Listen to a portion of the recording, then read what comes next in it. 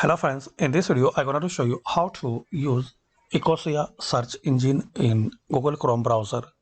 So if you want to use ecosia search engine in your Chrome browser, so click on these three dots, then settings, scroll down.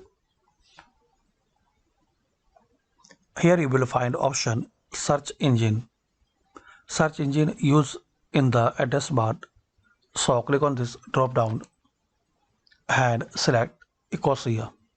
If you want to use ecosia is your default search engine in Chrome browser, so select it. Now open new tab.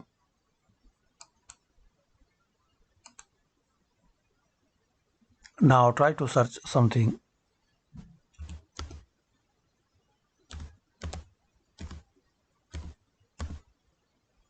Then press enter. So as we can see, search result is from ecosia search engine. And that's it. So hopefully friends you like this video. By this quick method we can know how to change Google Chrome search engine and how to set ecosia as default search engine in Chrome browser. Thanks for watching.